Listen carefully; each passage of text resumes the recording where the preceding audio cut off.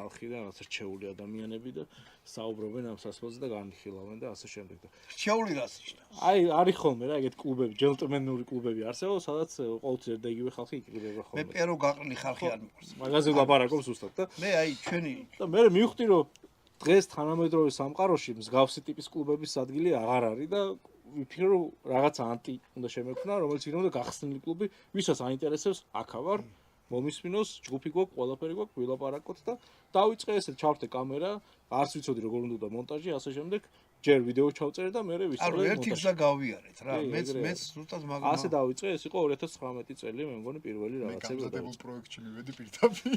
გიორგი მიპოვა შემთხვევით და ესე გამოჩნდა. არის კიდე არაალკოჰოლური სასმელები. რომელსაც ძალიან ესენი ჩვენი ძმაკაცები არიან, მოდი ესეც იყოს. იმით ჩამოვასხათ რომ მე ესე ვიზამდი რომ ვისკის ერთად გავსინჯავდი ესე. შენ კი არ მოგწევს ეგეთი რაღაცები, ეგ არის ვისკის შეურაცხყოფა მე როგორც ამ მონია, მაგრამ როცა შენ ჭიქაში არის, რაც გინდა ის უქენი. რა გამიხარდა, იცი როცა ესეთი აი ეს ხალხი შემეხმიანა, ზე ამას მე ისედაც ვსვავდი რა და თქვენ გაიხარეთ რა.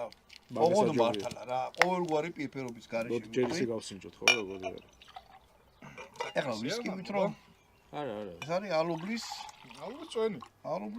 კი, ოღონდ ალუბლის წვენსაც ნამდვილი ანუ ალუბალი. თან ბოთლი მომწოს, მაგრამ ვიტიშები რა ისე. ძალიან გემრიელია. ორგანული არის ხო აშკარა? ბუნებრივი წვენი. საუბართან ერთად სასმელის ვარ ჩამოვისხათ და რაღაც უფრო შეიძლება, მაგრამ მოდი როგორ გავაკეთოთ? რაღაცა